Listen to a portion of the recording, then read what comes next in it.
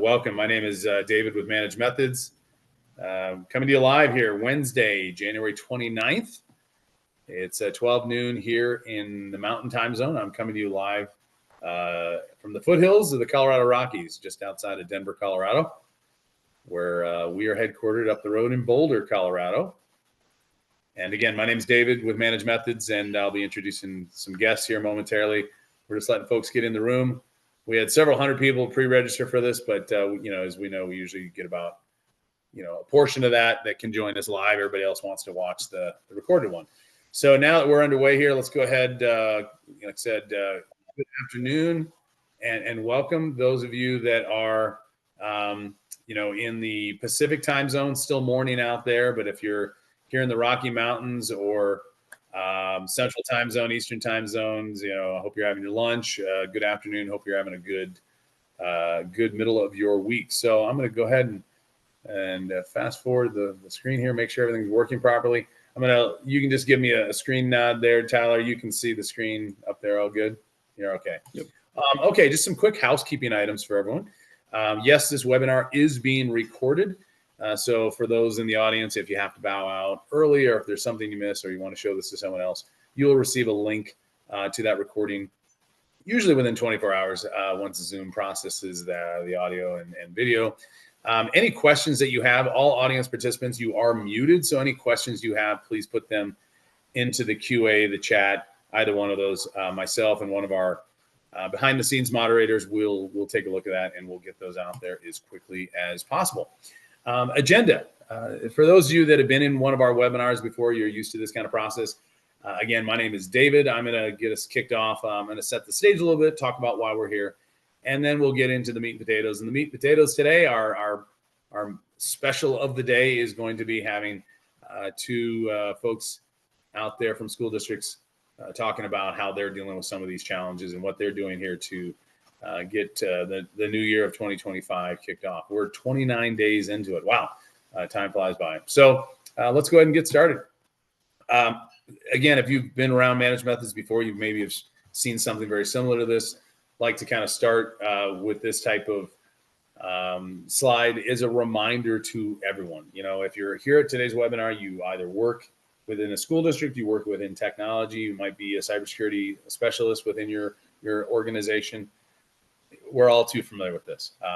We're almost numb to these news stories and these headlines, and many times they're not even headlines anymore. They're buried, further down into the news story, wherever you get your news source or information. But bottom line is education is in the crosshairs of cyber criminals, and education consistently ranks now, over these past 5-6 years, in the top 5 most targeted and vulnerable out there. When you look at like IBM or the Verizon data breach reports that get published annually, you follow K-12-6 and other groups that I'll mention later here. Unfortunately, the education community, K-12, is sitting ducks. And, that's what we're going to talk about today, ways to try and circumnavigate this. One of the things that we're going to address today and talk through is, again, if you're familiar with presentations I've given, you're familiar with our philosophy and our approach here at Managed Methods. We focus on the cloud layer, and then we work with your endpoints with filtering and some aspects down to the endpoints with classroom and filtering. But all intents and purposes, our mission and our focus comes from the cloud layer. And there's all these different layers that, everyone needs to address. So we're not trying to stand up here and say you just need to look at one thing. It takes a multi-layered approach. It takes a village. Just like we say, it's not just up to you as IT leadership. It involves everyone in your school districts. You got to get teachers involved, faculty, staff. But, always want to point out that you need to have a multi-layered approach. For today's conversation, we're going to spend most of the time probably talking here at the cloud layer. Just a little bit about us. If you're not really familiar with Managed Methods, we focus on cybersecurity and student safety. Today's topics and conversations, we're going to focus in on conducting audits of your cloud applications, specifically Microsoft and Google. Here's some of the things, though, that our panelists will talk about. I'm gonna mention that we highly recommend you do on a periodic basis, whether you do these exercises manually, whether you have tools in place, whether you use the native products provided from the vendors like Google or Microsoft, whether you have partners in this. but it's important that you do periodic, looks into these things. And we'll talk a little bit more about how these deal with vulnerabilities and cyber threats and the risk landscape within your district. Again, if you're brand new to Managed Methods, just to introduce who we are. Again, my name is David. I'm one of the founding team members here. Managed Methods is a privately held company focused on cybersecurity and student safety and compliance for K-12 school districts. We are a purpose-built platform for all the things we're going to talk about today. Cloud applications security for Google, cloud applications security for Microsoft, filtering, classroom management for schools as well. So a little bit just about us. You see here on the screen, of course, we're very close partners with Google and Microsoft, as they are the core components that we've operated on for a long time. And we're super excited to get into 2025 here and get into a new year. We'll mention some of these things maybe today. Cloud Monitor is our flagship product that most folks are familiar with us for. But we, of course, have jumped into the content filter and classroom management audience as well, and offer products around that. And if you want to learn more, feel free to reach out to Managed Methods. Please note, today is not a demo product showcase for Managed Methods. We're going to be talking about general topics. Of course, this is what we do, so that's why we're hosting these types of conversations. So I'm going to just jump right over to this. This slide I'm going to show you now, but we'll have it up later if you want to learn more. But during today's discussion with our panelists, if you have questions, please put them in the chat. And then if you'd like to learn more about Managed Methods, we'll get this up here at the end of the conversation, but you can go ahead and get a glimpse of that right now. But without further ado, we're about 10 minutes past the hour, so let's get in the next 30, 40 minutes or so. The stars of the show are going to be my guests here, Skip and Tyler. Thank you so much, gentlemen, for joining me today and being part of this. I guess, for starters, why don't we just have some introductions? I'll let you go first, Skip. Why don't you tell the folks a little bit about yourself, and then Tyler, you can jump in there. My name is Skip Cooley. I'm the Director of Technology for the Clinton School District in Clinton, Missouri. We are about an hour southeast of Kansas City. And we have I think enrollment with about 2,050 students this year and about 550 full-time employees. Gotcha. Well, thank you. Welcome. Thanks for joining us. I have to ask, Skip, being that you're fairly close to Kansas City, are you going to be watching a football game in the next week and a half here? And who are you rooting for? Well, probably. Although Kansas City's not my team. There you answered the question then. So really, no. I mean, the Packers are my team, so we're all done. But I probably will end up watching the Chiefs. Yeah, and those in the audience that know me, they know, of course, yes, I'm a Green Bay Packers fan as well. But that's not why Skip's on today's call. Tyler. I knew there was a reason I liked you. Yeah. Tyler. Yeah, so my name is Tyler Derrickson. I'm a cybersecurity and systems administrator at Arbor Park School District. We're in the south suburbs of Chicago. I've been with the district a little over 3 years now, and kind of just really aiming to bring that cybersecurity culture to the district. We're about 1,300 students and a little over 250 staff. So small district for some, but we have a lot of good initiatives, and I think that cybersecurity is one of the ones that's really important and that we take really seriously at our district. So. And are you feeling better? I know you were a little under the weather recently. So. Thank you. Yes, I'm feeling much better. It's my friend here, Tyler, poor guy, went all the way down to Florida for the FBTC conference and then ended up getting sick. And never fun when you're, escaping the balmy winter weather of the Chicagoland area and going to Florida. Yeah. I see Chicago and then go down to Florida, which was nice, and then got hit with the flu. So that's never fun, but we're all good now.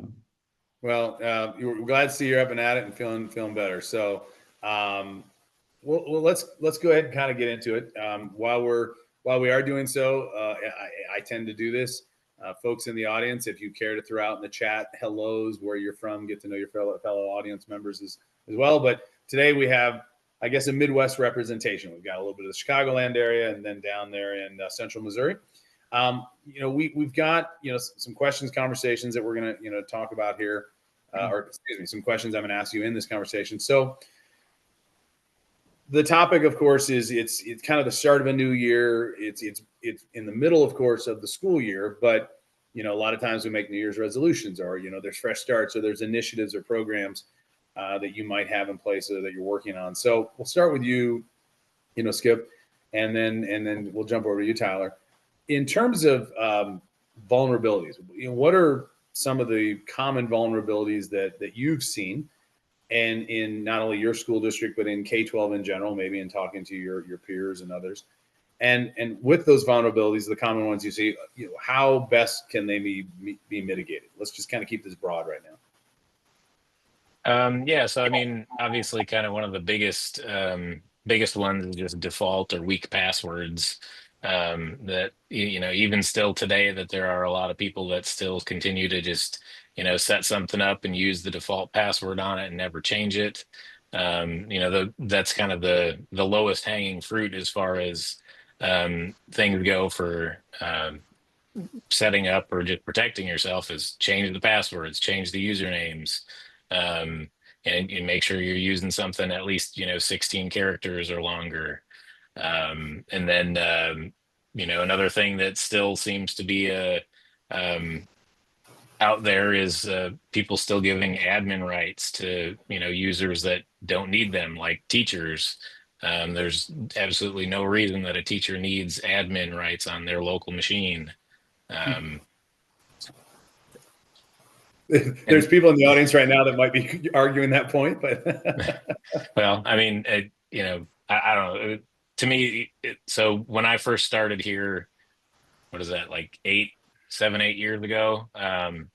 Teachers actually did have admin rights on the machines, and that was the first thing that we yanked.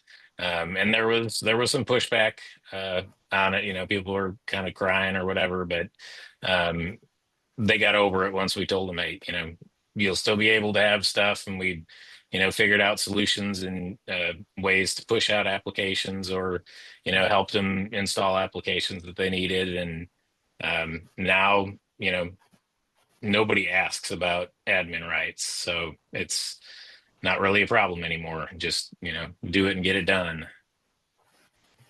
So Tyler, Skip, very good one. Passwords still to this day, it seems like such a basic item, but yet, in many conferences I go to, presentations we do, conversations we talk about, it's the simple things that people sometimes forget, fundamentals. So passwords, a big one. Tyler, what's your take on some of the common vulnerabilities? Obviously passwords is a big one that we see. What else are you running into? Yeah, and that was a good one. I know Skip, you threw out 16 characters, which might seem daunting, but and I'll throw out some help with that. I usually tell our users, since we have a long password policy like that as well, usually like a passphrase is something that can get you to those characters pretty easily. 2 5-letter words or something like that, 3 of them, and you're already there. So something that could be a little bit easier to remember like that can help out with that. But vulnerability wise, I think on that same kind of trend, one thing that I'm looking to take a look at and hit harder is saving passwords in your browser, saving login information. And that goes actually beyond passwords, but even if your district doesn't have MFA installed, that's another big one that I still hear about districts not having MFA set up, especially for like their admin and privileged accounts. And then that'll trickle down into your staff as well. But saving passwords into your browser is another one that I've heard can be very detrimental, as that's the authentication token saved with it. So if that gets compromised, they're bypassing MFA. So I would say that's one that I've seen and heard, and I think that would be a good one to try to limit. Just staying with you, Tyler, just out of curiosity, does your district deploy a password management solution, like maybe 1Password or LastPass or anything of that nature? Not a password solution, but we do have on deployment for our browsers to not ask to save the password in the browser. So it kind of limits that, so that we're kind of taking the option away from the users. Yeah. Skip, same question. Do you guys have a password management solution that you deploy, or? Not to everybody. Currently, we just we pay for 1Password, basically for 3 of us in the tech department.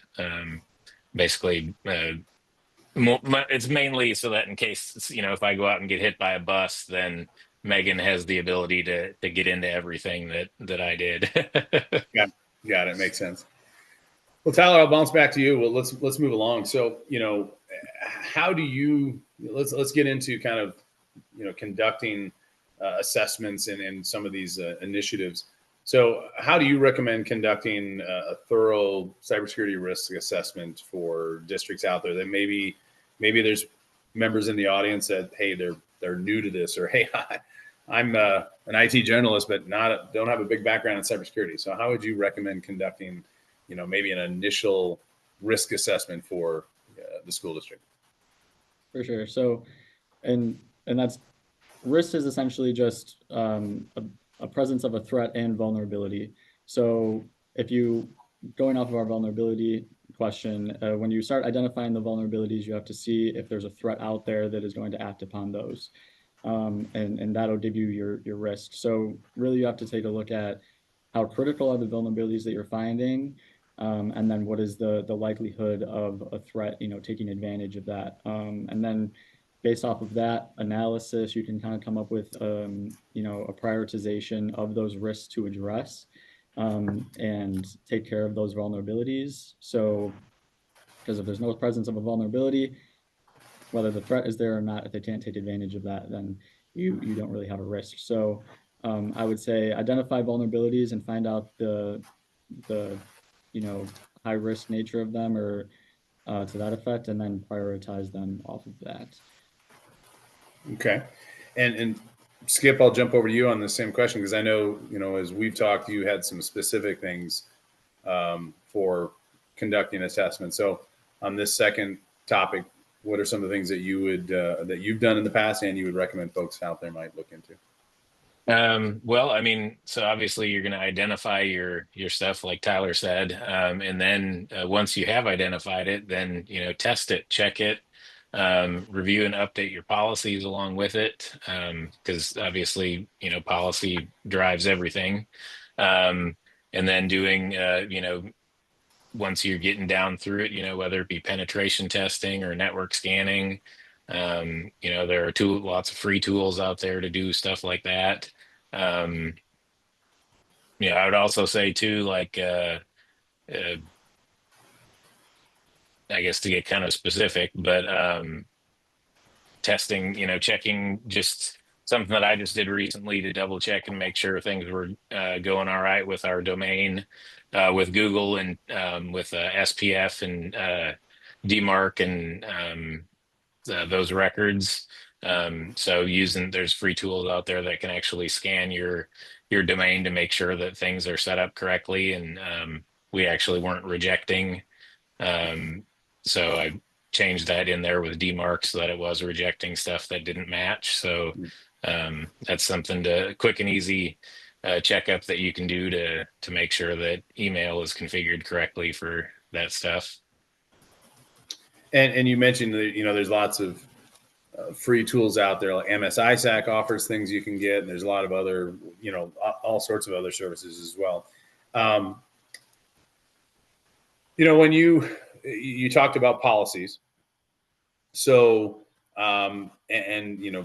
we've talked about different types of testing and things to look at, and there's a lot of different areas. You mentioned, of course, pen testing and network scans and whatnot, but what strategies do you use to maybe, once you've seen the vulnerabilities, let's say student data, staff information, et cetera, especially in cloud-based environments, being in your case, a Google shop, could be Microsoft shops, OneDrive, et cetera. What strategies do you use that you've deployed to protect the sensitive information on staff and students, especially in those cloud applications?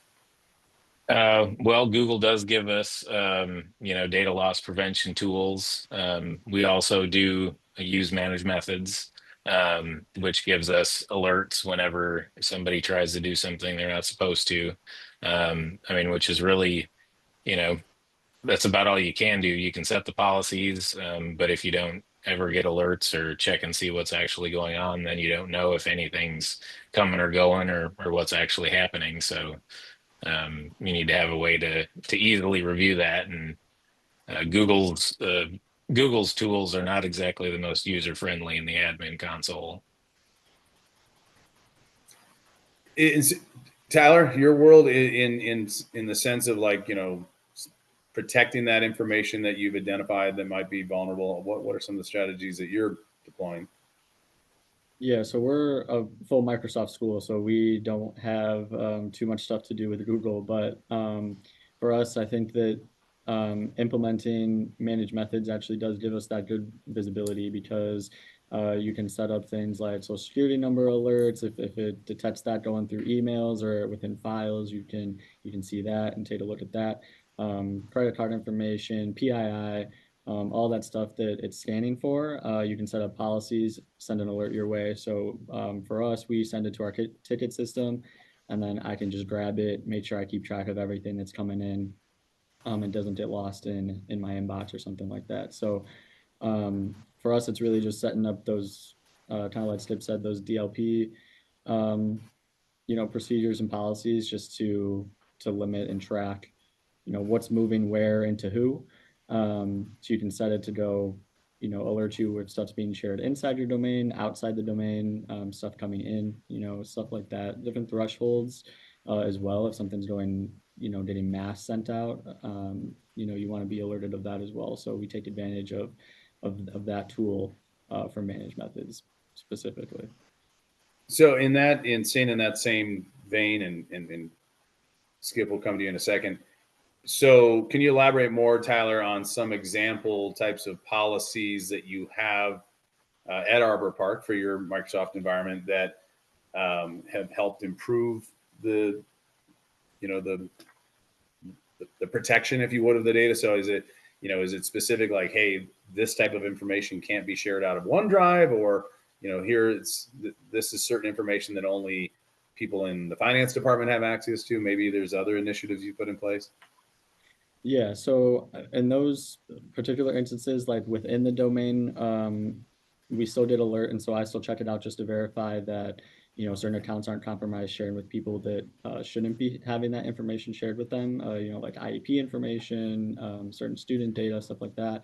But also outside the organization being shared, I verify with our SIS to make sure that if it's like a parent or something like that, that it's going to who it actually needs to be going to. And then beyond that, something else that we do, and this is kind of a little bit more on like the third party, like vendor side of things for housing data.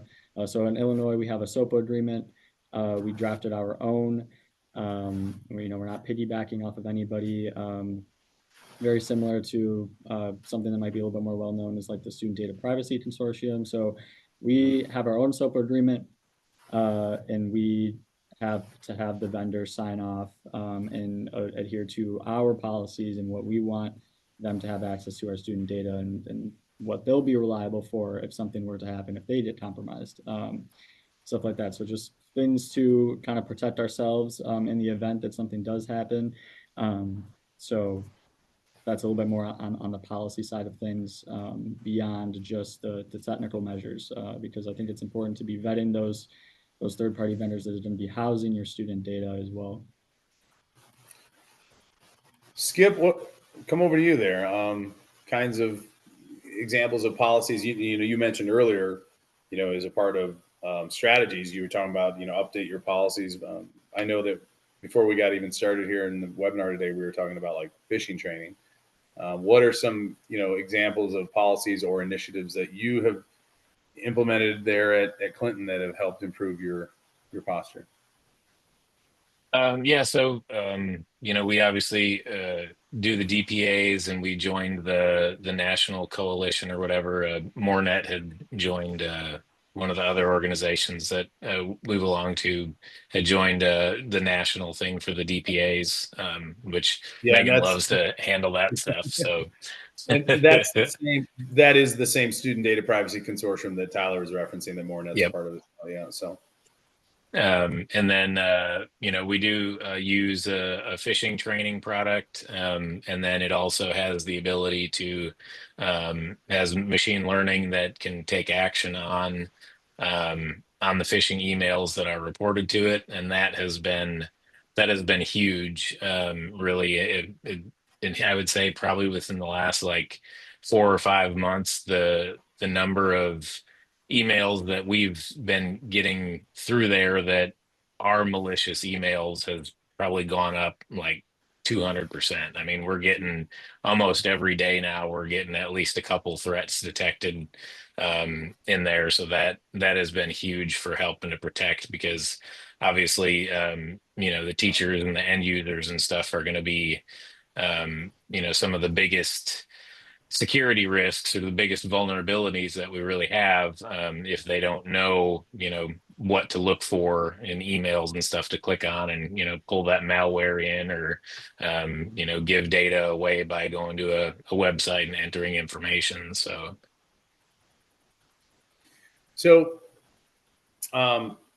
in terms of like you mentioned the awareness training, phishing training. How long have you had your particular solution implemented?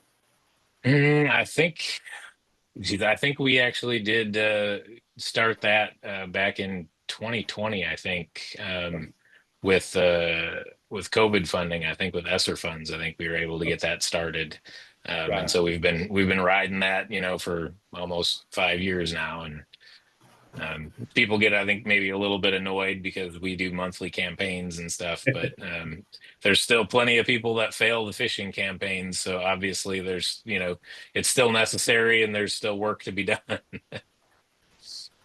Yeah, it gets it can be frustrating because it's like, well, how much training do we need to do if people aren't getting there? But yeah, you got to still keep trying, and that's you got to get it. How about you, Tyler? Do you on that same topic? Do you have a awareness type of training deployed out there? Yeah, so we started ours kind of when I came to the district in 2021. So it was basically the same thing. We have the awareness training and then do the campaigns throughout the year. And then I usually look at that returning data just to see like where users are failing and maybe if I can tailor training at a certain area if they're struggling with, if they're struggling with the domain being spoofed or something like that, I can give them, a module or something like that just to give them that uh, more direct training to address the issues that I'm seeing that are more popular, just so that it can be a little bit more tailored to our district's needs. So On that note, and I'll stay with you here, Tyler, and then we'll jump over to Skip.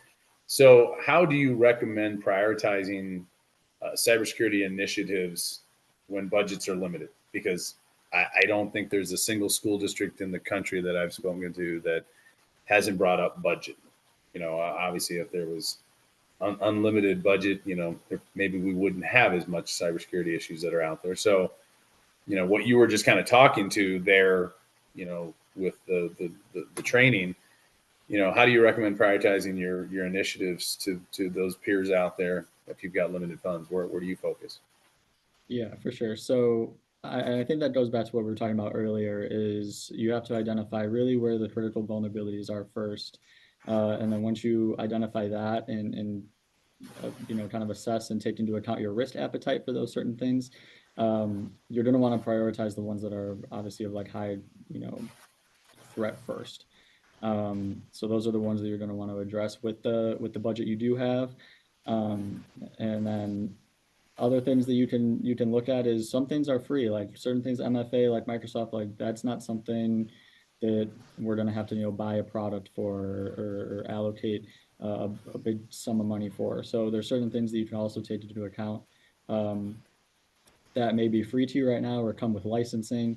Um, and obviously that will be a conversation of maybe a more political environment within the district or something like that. But it at least would be free. So I would say there's kind of a balance there, but definitely prioritize the ones of high vulnerability first with the budget that you do have. Um, and then kind of like with the awareness training too, I think a big vulnerability is phishing campaigns. And I think that, fostering a culture within the district of being aware of these things that are out there and having a desire to learn more and want to protect and play a role in the cybersecurity within the district, I think is another big one. Skip, what's your take on this one? Um, yeah, so obviously, like he said, the largest vulnerability, but then I also kind of look for what's the most bang for my buck. What kind of things can I get that can cover, the most stuff, for the price. I mean, endpoint detection and response platforms are a great way, aside from the phishing stuff, to be able to kind of cover the endpoints of our staff users that are out there that are utilizing most of the devices. So if they do mistakenly click on something, then at least I've got another layer in place on their machine that can help identify that and hopefully shut it down before it's able to do anything malicious. And then I'd say probably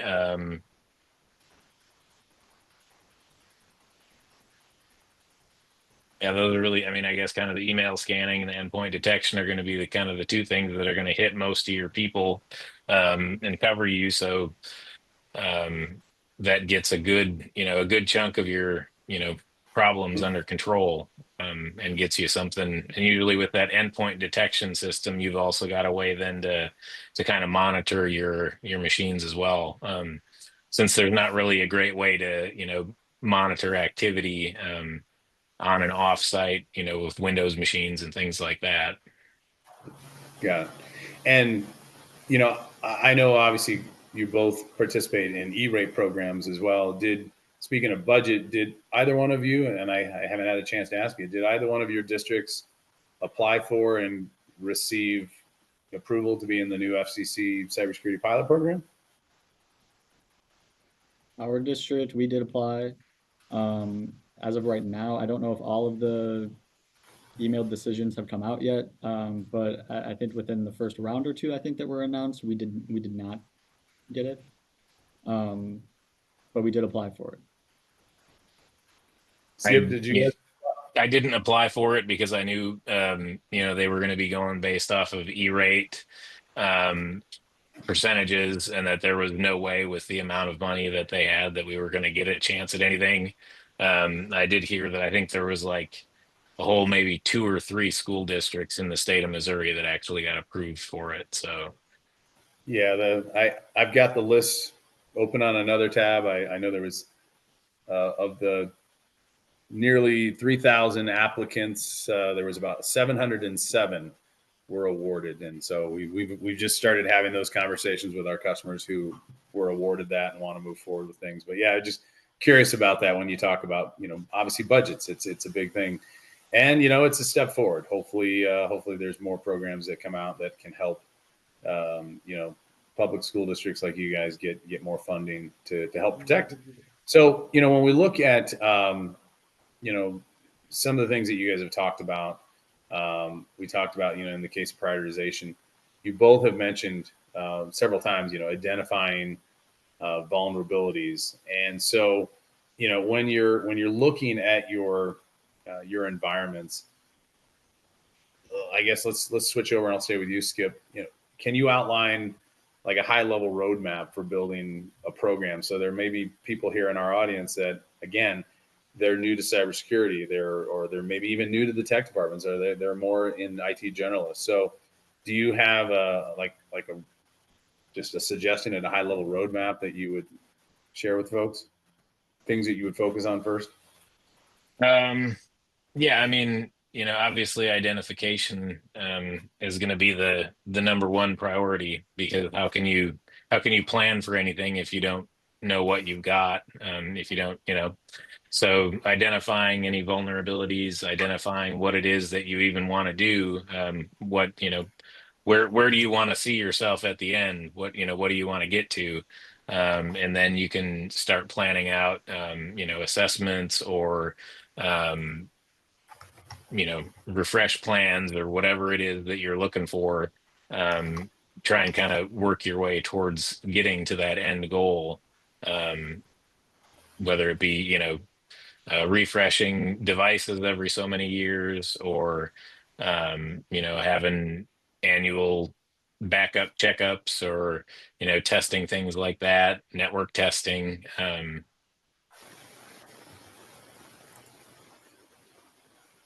Variety of stuff, lots of stuff. Right. So, but it starts down to like what you and Tyler both talked about: identify your vulnerabilities first, and then kind of put your plan in place where you need to go. So, step one is kind of a lot of things you guys have talked about. Look at the basics, passwords, do some assessments, understand, hey, where are all the doors and windows? Do we have locks on all of them? How do we get policies in place to protect all these things? I like how you started out with the don't give admin rights to staff. So Tyler, what's your high level roadmap approach suggestions?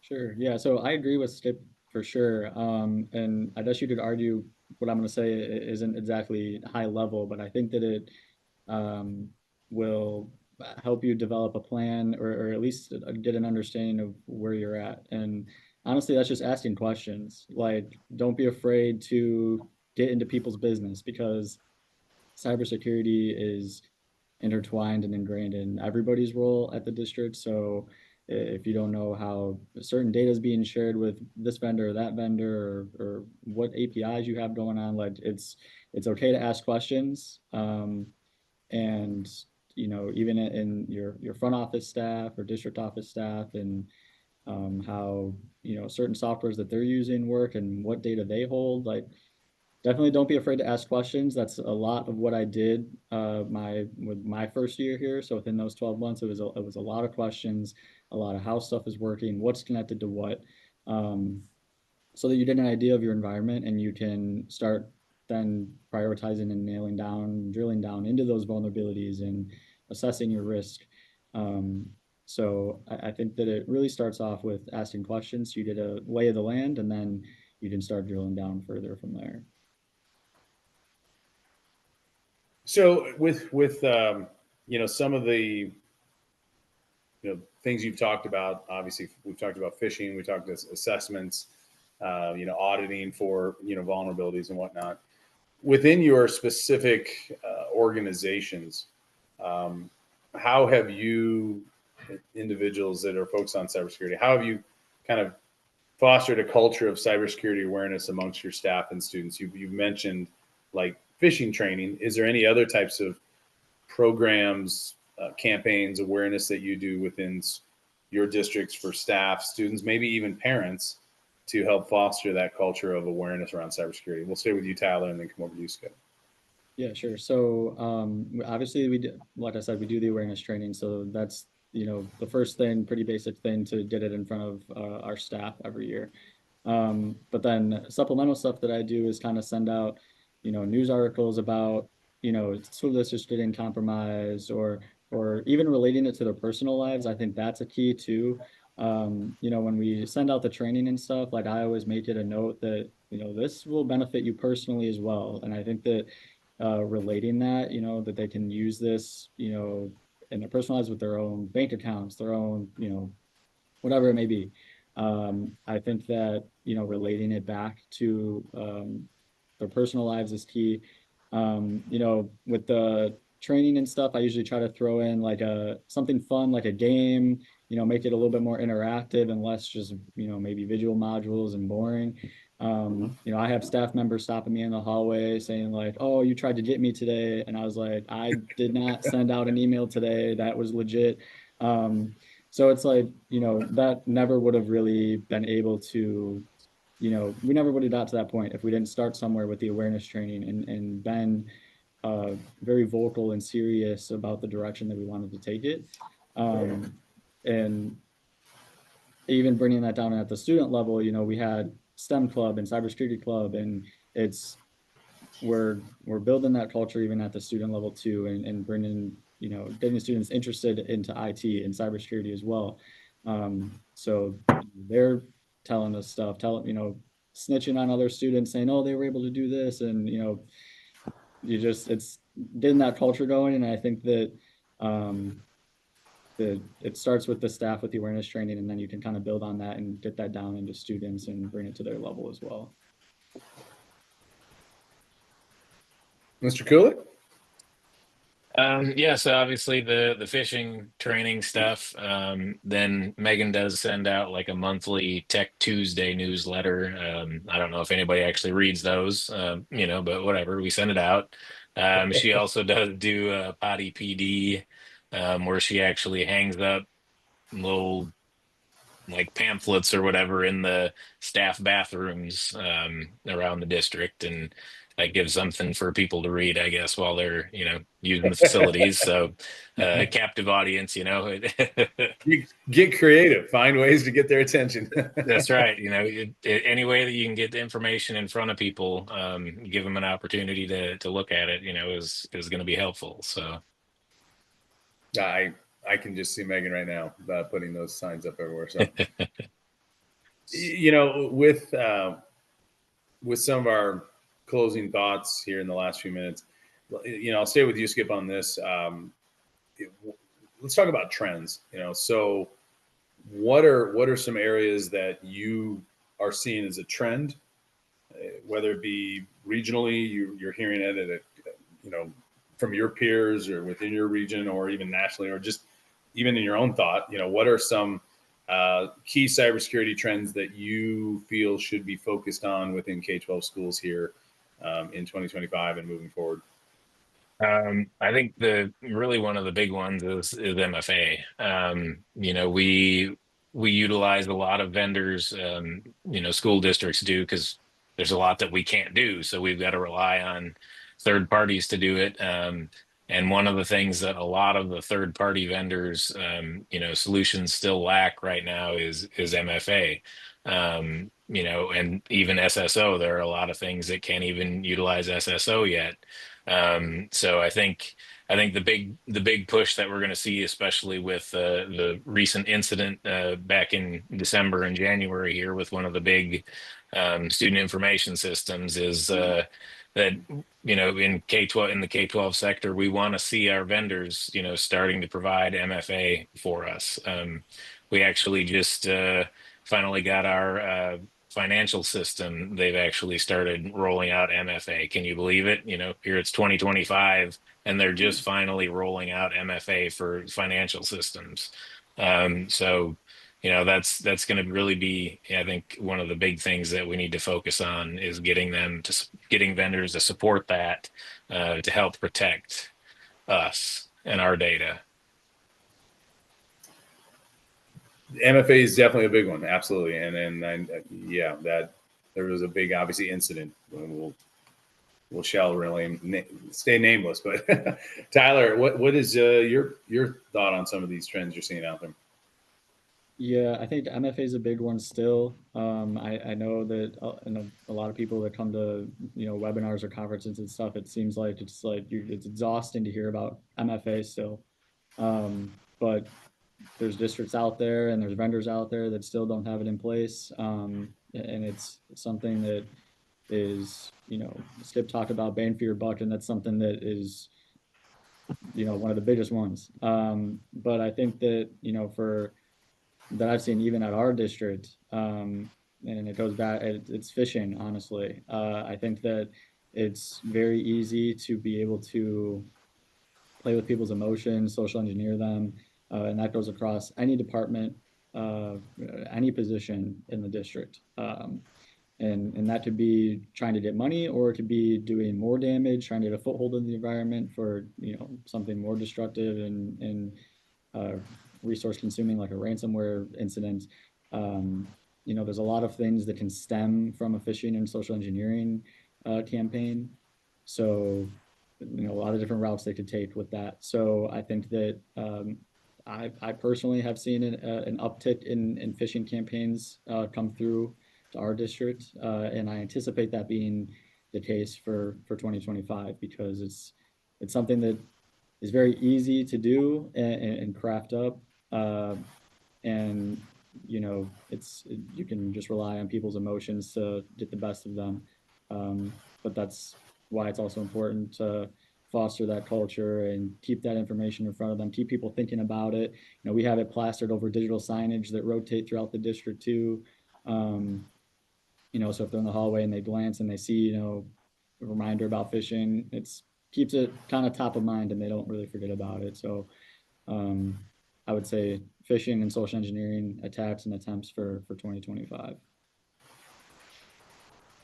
You both have made very good points to that, and I think that a lot of that involves, again, continual awareness and spotting these trends, and it kind of leads to, the last thing I'll touch on here is, resources to get this information, partnerships, whether it be with vendors, resources you rely upon, maybe conferences you go to, groups you're a part of, whether they're regional or national. I'll stay with you, Tyler, and then we'll come to you, Skip, and then we'll take some questions. I see some questions popping up in the audience. So just any specific resources you rely on, partnerships with specific vendors or groups? For sure. So, and this kind of goes with Sarah's question in the chat too, is partnership with the phishing campaign awareness training. We do partner with a vendor on that that has really good modules and information to share. Beyond that, I think that resources that has really helped get us thinking and about certain cybersecurity topics that we may not have thought about. I think is conferences. Honestly, being able to get out of the office and get ideas from other districts, or even if you go to conferences that aren't exactly tailored for education. Sometimes that's a good thing. Going to ones that are maybe more corporate geared. Corporate is in a lot of ways, in some ways, is ahead of education in the security sense. So hearing what they have to say can be beneficial. There's a big one, RSA, out in San Francisco, that I've had the privilege to attend, that has been, come back with 10 pages of notes and things to look at and, audit for ourselves and take care of. So honestly, connecting with, cybersecurity vendors is good, but that, of course, relates to the budget conversation that we had as well. But networking with neighboring districts, seeing what they're doing, seeing how they operate and how they've been able to accomplish some of these things that maybe you're struggling with, I think is huge. Skip, what's your take on that? Yeah, I mean, networking definitely. There's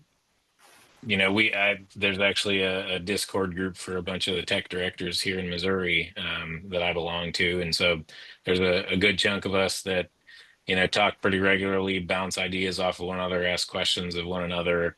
There's also a big conference down at Lake of the Ozarks every summer that we'll be going to again, and they're doing a security focused one here in March in Columbia.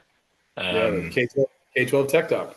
Yep, K-12 Tech Talk. Their cybersecurity one is in March, and then their Midwest Tech Talk conference in July. Those are great. One of the better things I think about those conferences is that it's also guys in the trenches, like me and Tyler, that are giving the presentations.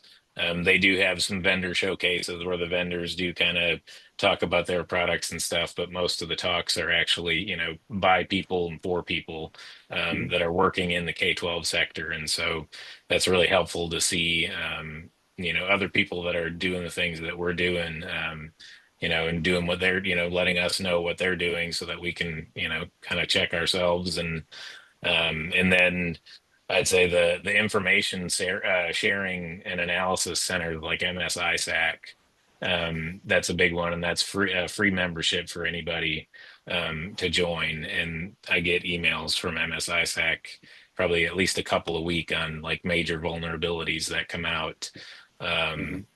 So those are really helpful too. There's so many great conferences, events, resources, groups to, everybody in this, everybody in the audience, I'm sure you have great resources right in your own states. Conferences, obviously COSIN on a national level, and then there's regional chapters and organizations. Obviously, Tyler, in your neck of the woods, there's a regional COSIN chapter right there in the Chicagoland area. There's like in Illinois, the Learning Technology Center. Of course, they just had a cybersecurity virtual conference yesterday. Skip, you mentioned K-12 Tech Talk. Obviously, well, we've met there. Yes, the K-12 Tech Talk is an event we support. We'll be at their cybersecurity symposium again this year. And you mentioned RSA, Tyler. That's not one that maybe a lot of education folks know because it's more of the business world, but it's one of the largest cybersecurity gatherings in the world. Of course, there's Black Hat if you really want to get into the cyber hacker conferences, and it's in Vegas. There's been some good comments brought out from the audience or some questions. Looks like I know that you both kind of touched on Sarah's question about cyber awareness training. You both, I know, work with third-party vendors to help facilitate that, but there's also ways you can go about doing that on your own. Shauna, hey, how you doing, Shauna? She had a question about the MFA. How did you get the district staff or union staff to adjust to MFA? One of the audience members gave their share on that. Chris, thank you. Skip, did you, with MFA, did you just guys, say this is how it's going to be, iron fist, or was there a back Pretty and forth? much. Pretty much, it was pretty much an iron fist kind of thing. We had some people complain, oh, well, I don't want to use my personal phone for this, and it's like, well, sorry, you're going to have to. Like, we can't afford to buy stuff for everybody to, have a second device or something to utilize for MFA. And if you were to go, probably at just about any other company, they'd ask you to do it too. And it's not that big of a deal. You download the Authenticator app and have it pop up the code when you log in and enter the code or hit approve or whatever. I mean, at the end of the day, it's really not that big of a deal. So people kind of complained at the start a little bit, and then once we shut them down, then they kind of stopped. Because hey, they want a job, right? They need a job, so they want that paycheck. Well, okay, then you're gonna have to, just do this for that. Sometimes there's some non-negotiables. Yeah. if it's in the best interest of protecting the district assets, the information of the staff and students, sometimes there's some non-negotiables. Right. It's like having a key card to get into the building, So, Tyler, what was that to that question? Did you guys have any pushback or issues, or did you just, kind of roll it out the same way? Yeah, pretty much just a rollout. And I think I wasn't at the district for the rollout, but if I have the story straight, I'm sure, I think it was more Iron Fist style as well. Basically same thing as Skip said. There was some pushback about personal phone and stuff like that, but at the end of the day, I think the transparency about cybersecurity goes a really long way, and that relation back to their personal lives as well, and how it can help them, and they should set this up in their personal lives too. I think can maybe help give them a little bit better of an understanding.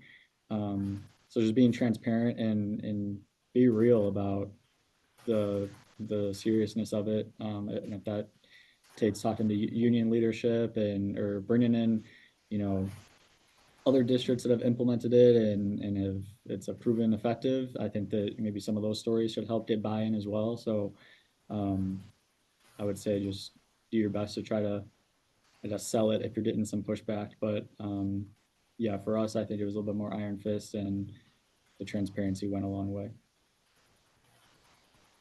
Tyler, Skip, thank you so much both for taking time out of your middle of the day, middle of the week here. I know you guys are both extremely busy.